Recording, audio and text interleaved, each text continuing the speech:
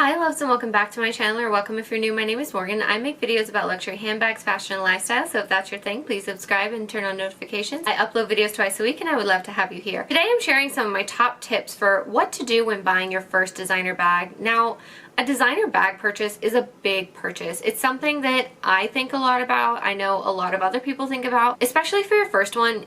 You're going to want to make sure you make the right decision because you're spending a lot of money.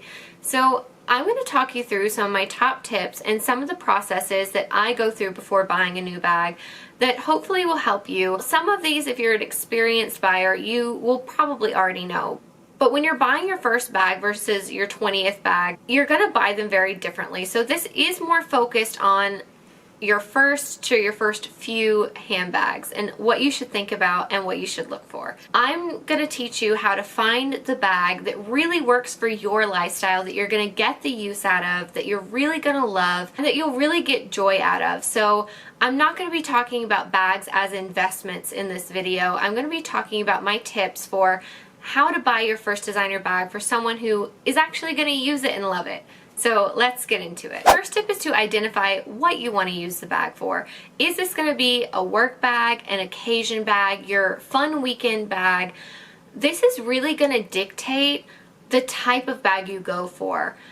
You really need to think about how often you're going to wear it and what situations it needs to meet for it to be a successful first purchase. If you need a work bag, but then you go and buy some itty bitty mini bag, you're going to be disappointed that you're not getting the use out of this designer bag when you've spent so much money on it. Really take a hard look at what occasion this bag is going to be for, or if you want it to be multi-purpose. I think it's the most important starting point when you're going to buy your first designer bag, because there are so many choices out there. Just identifying this will narrow them down so much. My second tip is a very important one for avoiding an expensive mistake and getting the wrong bag. It's that you need to identify what type of handbag you enjoy using. You know you're a tote person, but you're wanting a specific style because it's new.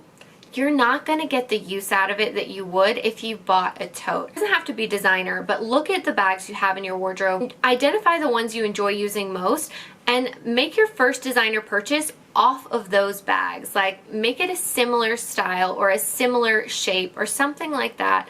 Identify the features you love most about your favorite bag currently, and that should help you in buying your first designer bag, because then you know it's going to have features that you absolutely love and that you get good use out of. My third tip, avoid trends.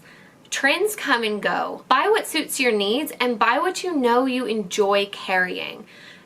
If the new trend is a teeny tiny mini bag and you enjoy daily mid-sized work bags, you're not going to enjoy this bag in the long term if you go for the trend. If a specific trend bag suits your needs and suits your wants and you could see yourself wearing it past when the trend is over, then go for it. But for the most part, I really say avoid the trends. My fourth tip is one for people, especially if you know you're not gonna continue really building a designer collection, that maybe you just have 1 to 3 bags and that's it. You're not interested in continuing on collecting. I say look for bags that have multi-functions. Look for bags that have removable straps that you can carry on the arm as well as on the shoulder and crossbody. With a removable strap will take you across many different functions rather than just one singular purpose. My fifth tip is to analyze if you are a rough user of your handbags or if you can be precious with your handbags. This will dictate what type of leather that you should avoid. So if you're a rough user, I would avoid anything in lambskin, smooth leather, tweed, fabric, jersey, velvet, exotic. All of these types of materials are really made for people who have their bases covered, not materials that are made necessarily to be a rough use day-to-day bag. So I don't even recommend getting into those types of materials until you're on your like 5th plus bag and you have your bases covered for your essential needs. Fabrics I really recommend for your first bag are Louis Vuitton canvas. It's virtually indestructible if you're a rough user, and I also recommend any type of caviar leather, pebbled leather, something that has a texture to it, because if the leather has a texture to it, it's going to hide any scratches or marks. It will serve you a lot longer, looking newer for longer, because you're not going to see as many of the marks. To be quite honest, for your first designer bag, I almost feel like everyone should consider themselves a rough user and look for these more durable materials.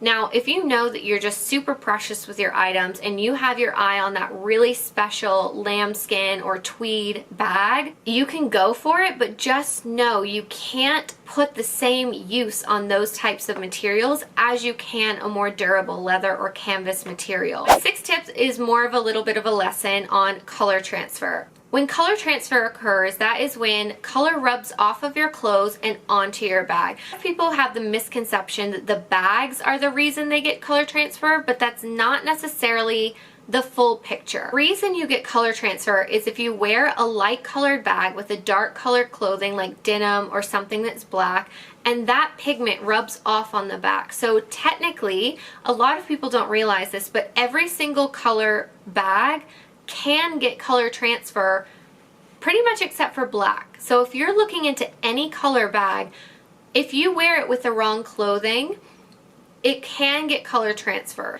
This is why a lot of people recommend a black bag as your first designer bag. You're not going to see any of these pigments on a black bag. So if you know that your wardrobe is very dark colored or you like to wear denim a lot, I highly recommend going for a black bag as your first designer handbag.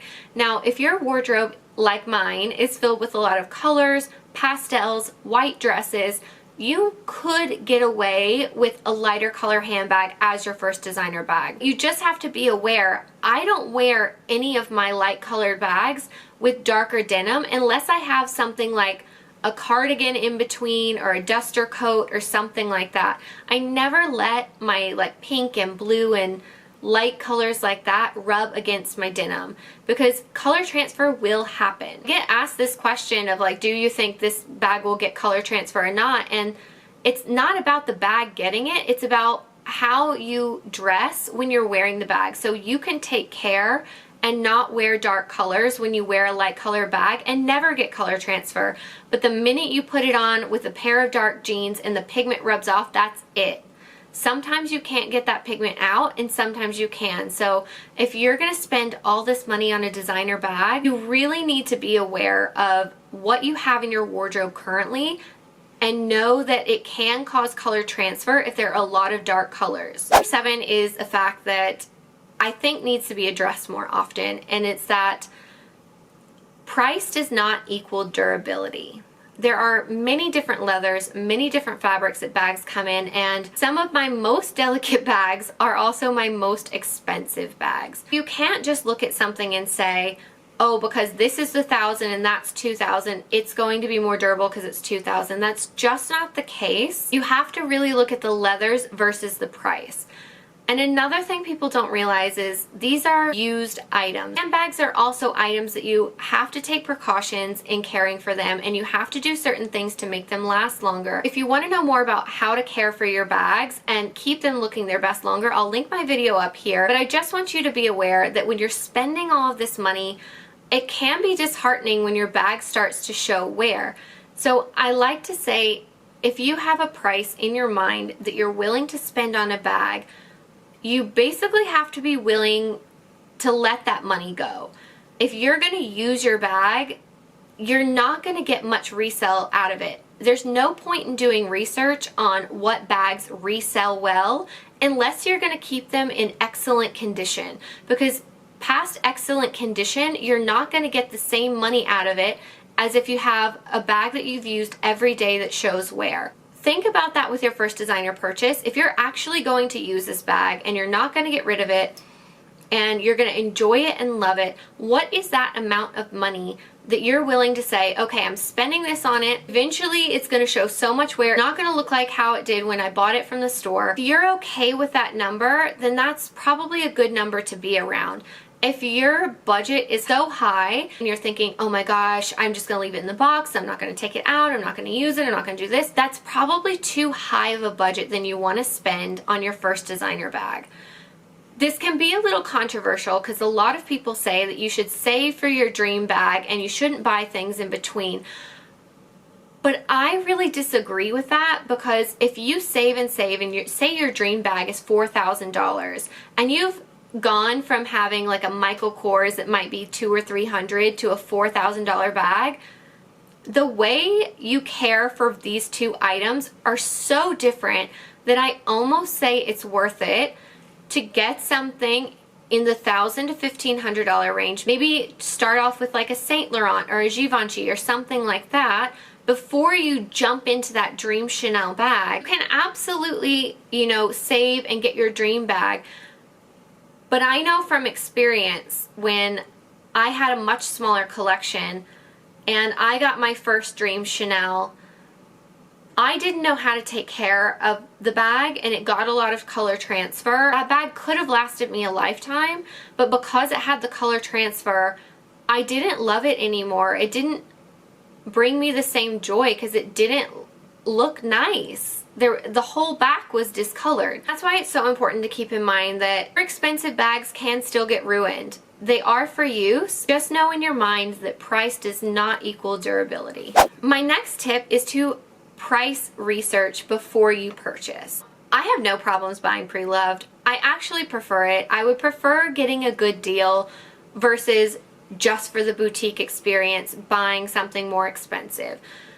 But not all bags are a better price on the pre-loved market, but it's very good to price compare before you go to buy whichever bag you're going to buy. I first look up the price in the bag in store. Most websites will have their prices listed, so that's quite easy to find. After I've found the price of the new bag, then I go to the pre-loved market, and my first 3 points of reference are Fashion File, The Real Real, and Yuji's Closet. So those 3 usually are enough to give me an average price that I'm going to pay for that bag. I'm going to look for the bag in the same size, same to similar color, and the condition that you would prefer. Now, of course, a bag that's beaten up is going to be less on the pre-loved market, but for your first designer bag, you don't want something with a lot of wear on it already, because you're probably going to put the wear on it. So I would say look to excellent to new condition and see in that kind of condition range what the average price is for the exact bag you want. I'll give you one really good example. The Louis Vuitton twist bag is something I'm searching for right now, but new in the store, they're about $3,500 for the size that I want. On the pre-loved market, in the same size, you can get them between $2,000 and $2,500. So right there, I'm saving between $1,000 and $1,500 on the bag. So why would I buy that new?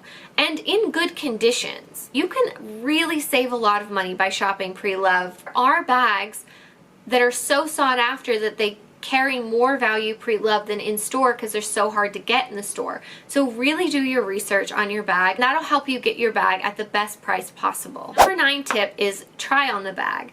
I know people don't always live near a boutique where they can try on the bag. So in that case, I would say make sure whatever website you're ordering from has a great return policy. Whether a bag is $200 or $2,000, I put my stuff inside that bag.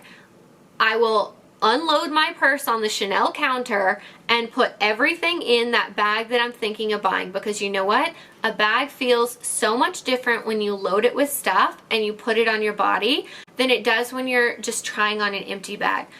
I have no shame about it. Of course, ask politely. I've never had a sales associate tell me no. Know that you can do that. And honestly, I have been thinking of a bag in my mind. I've gone into the store, I've tried it on, and I've put some stuff in it, and then I decided that bag is not for me. I don't like how it feels on the shoulder. Is it digging in? These things you won't be able to tell without trying on the bag with your stuff inside. The excuse I love to use, especially when buying a small bag, I'm like, oh, I just want to check if my phone fits with my wallet. There you go. At least you've got your phone and your wallet in there. Maybe throw a compact in there. Make sure your stuff is clean. It's not going to ruin the bag that you're trying on.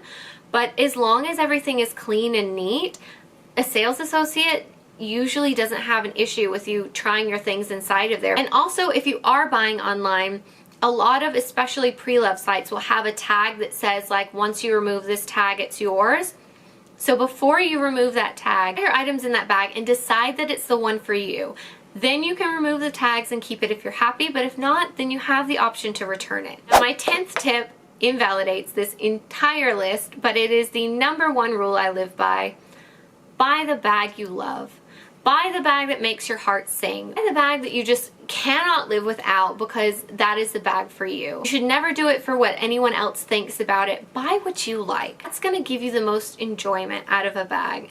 And when you're using a bag, that's what you want. You want to enjoy your bags. You want to enjoy carrying them. The other tips are practical to make sure it's functional for your daily life, and they're great things to keep in mind. Sometimes I throw the practicality out the window and I just buy something that makes my heart sing. Like, I see it and I just have a reaction to it and I'm like, I need that bag in my life. I know I'm going to have to be precious about it. I know it's a delicate bag and I'm not going to get to use it as often, but when I do use it, I get so much enjoyment out of it because it's just so special to me. Also a very like Dubai thing here. When you walk into any store, they're like, new collection, new collection. Don't care about the new collection or the old collection. Bags are not supposed to be changed every season. You're spending this much money, you're spending to use for a long time, to keep for a long time. So it shouldn't matter that it's new or it's old collection. Tell them what you're interested in so you can find the bag for you. Don't let yourself get pressured into, this is the hottest bag, it's gonna sell out, it's so trendy, so-and-so celebrity wore it. That doesn't matter when you're using a bag day to day and you're the one getting the enjoyment out of it. You need to love it and you need to think that it's the best bag in the world, no matter what anyone else thinks. Doesn't matter what I think, doesn't matter what your friends think, it doesn't matter what any other blogger or review channel says about a bag. If you love it and you're aware of the pros and cons and you know you can live with the cons of the bag, and you still love it despite that, buy the bag. There are bags that I probably don't recommend, but some of you may love, and that is totally fine. Building a bag collection is a personal journey, and everyone has different preferences and tastes and favorite colors or whatever it may be, big or small differences. The bag should be for you to love and enjoy. And that is just something that I want everyone to remember, is to buy what you love because you love it. Thank you guys so much for watching, and I hope you enjoyed this video and found some helpful tips. If you did enjoy the tips, please give it a like if you would and consider subscribing. Follow me on Instagram to see how I style my bags in my daily life, and I'll see you guys next time. Bye!